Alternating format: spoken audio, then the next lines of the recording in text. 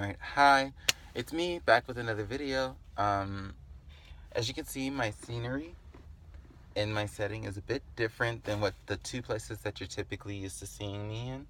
I'm in my mom's car. I'm with my mom right now. I'm not sure if I can do this video at any other time today and get it up at a decent hour. So I'm doing it right now. And I just saw my mom walk into a store, so as soon as I get this done, I'm going to go follow her into the store, um, because I'm in the car right now. Goodness. And I'm tired.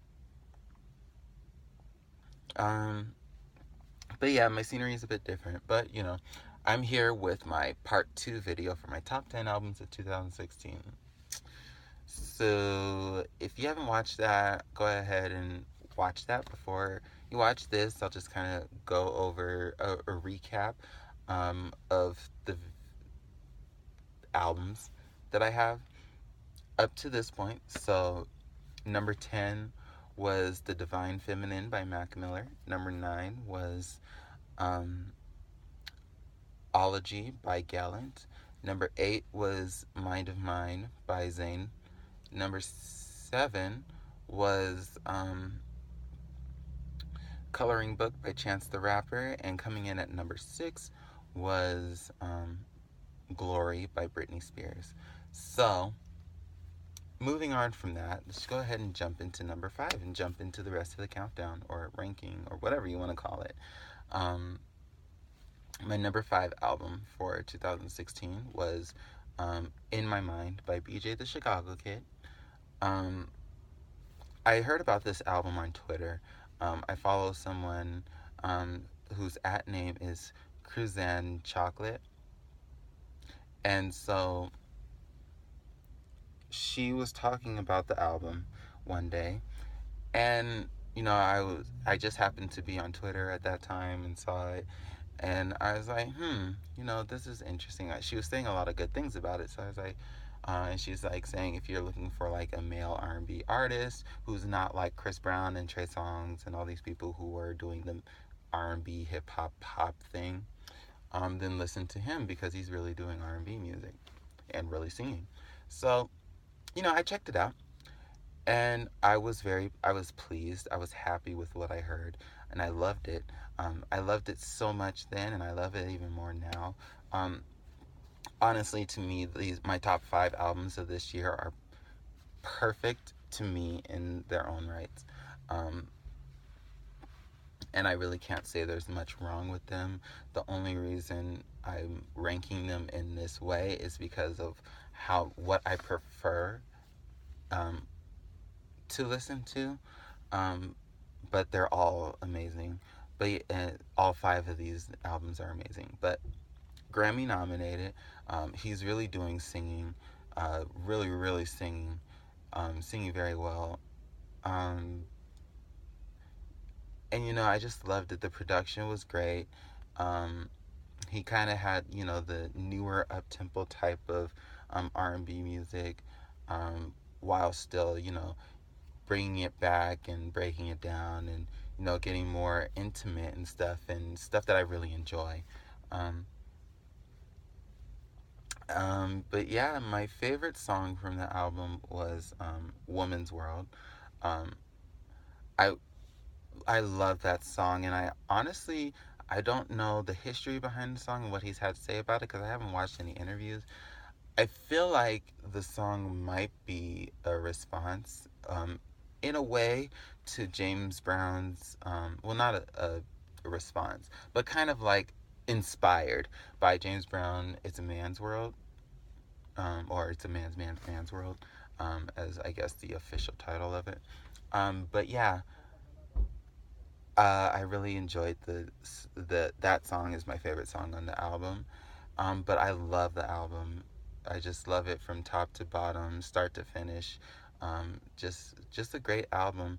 I have yet to skip any songs on it. And to be honest, I haven't skipped any songs in my top 5. So, you know, but yeah, it's just really great, and I just love it, and I'm really excited to hear more from him in the future. So next is number 4, and that is Smooth Jones by Maya. This took me by surprise. Not because I don't like Maya, because I do love Maya. I've been a Maya fan for all of my life. Um, but um, when Maya stopped making music on a um, label in like 2007. So, we haven't really heard from her um, on a pretty big scale since about 2007.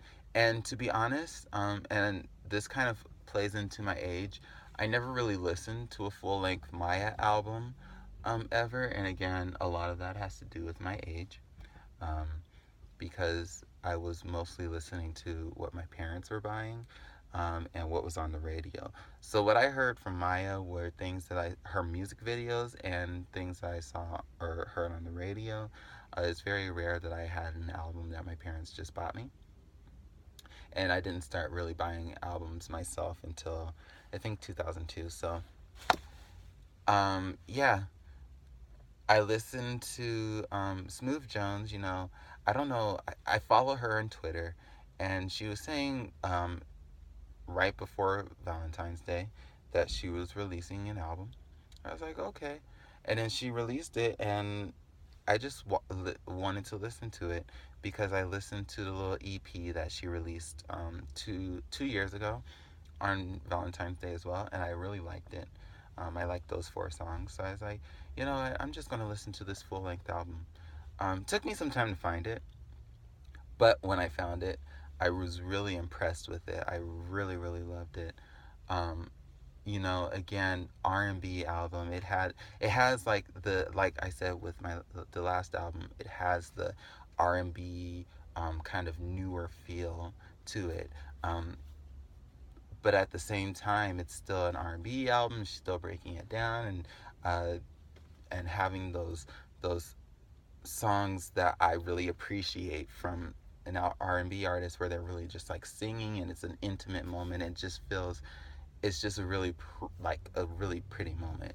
um, and again, like I've been missing that a lot, and I got it with this album. I got it with the last album. My favorite song is One Man Woman. um, I still love that song. um, it is so great. That song is fantastic. um, Again, the entire album's great, but I just love One Man Woman. I Both the unplugged version and the original version. I just love that song. It's just so. It's honestly one of my favorite songs of this year. Definitely. Uh, the number 3 album is Darkness and Light by John Legend. And I really enjoyed this album. John Legend definitely has one of my favorite voices in music.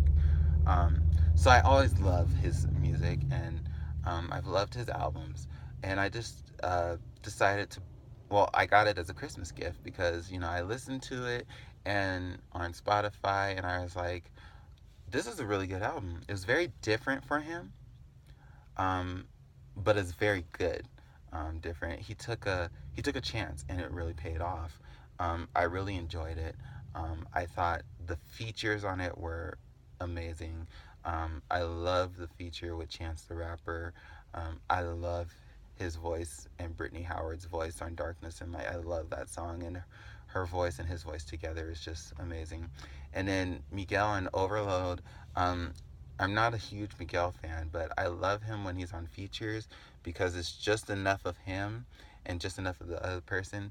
And to me, it feels like he's really good at connecting with the person he's singing with and really kind of vibing off of them and going with them. And it really makes for great music when he's with other people. He makes good music on his own. I just don't really care for him. But when he's with other people, I feel like that's where a lot of his magic happens for me. Um, and other singers in particular, I really feel like he really does well with other singers. But yeah, great album. Very different for him, but really good. Um, again, I love this album from start to finish. Love it. My favorite songs. I have two favorite songs, and I can't choose between the two. But it's "Darkness" and "Light" because I just love Brittany Howard's voice. And then "Penthouse Floor." But the album is great, and you just should just listen to it. It's just amazing. My number two album is "A Seat at the Table" by Solange. Um, it's one of the best albums of the year. Um, Not even just like by my favorites, but just in general, one of the best albums of the year. Um, Conceptually, it all just came together, um, and there's the theme of just honestly just really black empowerment, but especially black woman empowerment, black girl magic, stuff like that. I really liked that. I really appreciated that. I could tell she spent a lot of time on this album. Her voice has grown leaps and bounds over the years. She's really coming into her own as an artist, and it's really great to see. Um, I really love the album. Again, I loved it. I loved it. I loved it. So many great songs. The interludes, I typically don't like interludes, but all the interludes, they just kind of tied the album together, and they weren't unnecessary. They were very necessary for the album. Um, it's an album that I can't listen to on shuffle just because I like how it goes and how it flows and goes from one song to the next to the next, and it makes sense like that. But still, loved it, loved it, loved it. My favorite song is "Cranes in the Sky." Um, beautiful, beautiful, beautiful, beautiful song. Again, another one of my favorite songs of this year. Um, Grammy nominated song. I really hope it wins because it really deserves it. I don't know if anybody could have released a song that just gorgeous. The instrumentation along with her voice is just and the lyrics, it's just so ethereal, and I love it. And finally, my number one album of 2016 is "Lemonade" by Beyonce. And as if you have watched my Lemonade videos, I already talked about how much I loved it. That was back in April. Listening to it more now, I love it more than I did. The reason why is because I've taken time away from it, um, to really, just let it sink in and then go back to it. And I just really love the album. I think Beyonce really, really, really put out a masterpiece with this album. I love how she was going through different genres of music within the album, because it didn't feel forced, and it all made sense with the subject matter, and it made sense for the whole just um, theme of the album of going through grief. Um, it just all of it made sense, and it just create that, and then the visual album, the movie event, and all of everything about the album just kind of came together to make this event a huge event in 2016, and I really appreciate her for that. I appreciate her for doing it. I think she really outdid herself. I don't know how she's going to top it, um, because this was huge. This was a huge moment in music history, and I'm not sure how she's going to top it. I'm sure she'll find a way, but I'm not sure how she's going to at this point. She just keeps getting better and better and better and better and better. I hope she wins Album of the Year at the Grammys. I do believe she deserves it, um, because this album was just stellar, amazing. I just can't say enough good things about it. And my favorite song from it is still "Daddy Lessons." I love that song. So that's it. Those are my top 10 albums of 2016. Um, Let me know your top albums of 2016. I'd like to know those. Please like, comment, and subscribe to my channel. I might have another video tomorrow. I haven't decided if I will or not. And um, that's it. Watch my other videos I put out this week. Till next time. Bye. And Happy New Year.